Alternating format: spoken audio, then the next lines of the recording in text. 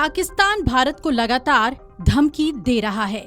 इस बार तीसरी धमकी पाक रक्षा मंत्री ख्वाजा आसिफ की तरफ से आई है।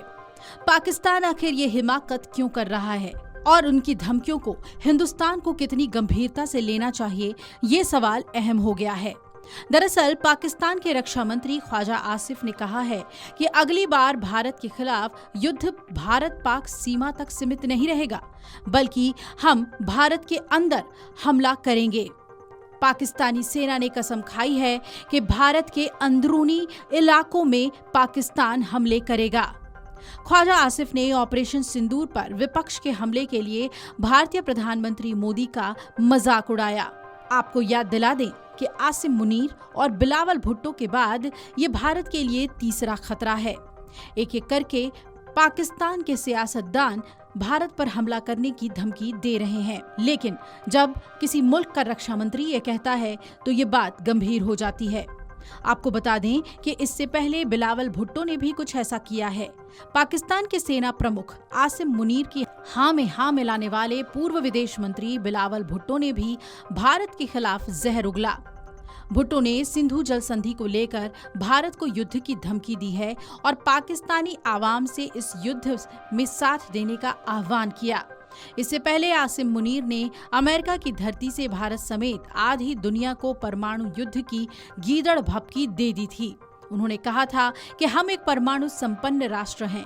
अगर हमें लगा कि हम डूब रहे हैं तो आधी दुनिया को अपने साथ ले डूबेंगे।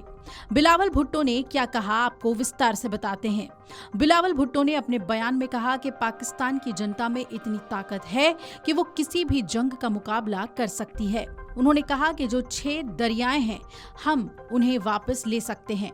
बिलावल भुट्टो ने कहा कि पाकिस्तान ने जंग नहीं छेड़ी, हम अमन पसंद देश हैं।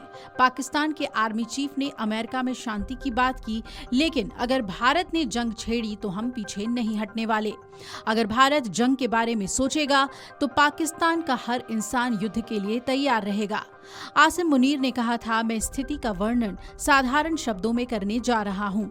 भारत हाईवे पर दौड़ती एक चमकती मर्सिडीज या फरारी है और हम एक बजरी से भरे हुए डंप ट्रक।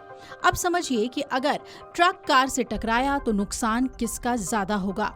इसके अलावा टैंपा में आयोजित एक डिनर में आसिम मुनीर ने भारत को परमाणु युद्ध की धमकी भी दे दी और कहा कि हम एक परमाणु संपन्न राष्ट्र हैं।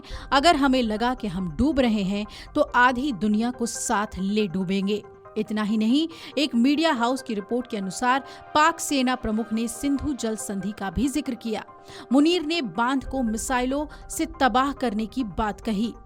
मुनीर ने कहा कि भारत की ओर से इसे स्थगित करने के फैसले से 25 करोड़ लोगों पर भूखमरी का खतरा पैदा हो गया है।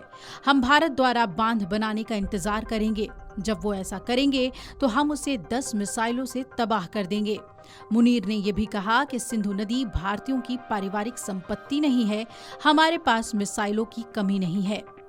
अब जिस तरीके से मीडिया रिपोर्ट सामने आ रही हैं, पाकिस्तानी रक्षा मंत्री ख्वाजा आसिफ ने भारत पर हमला करने की धमकी दी है।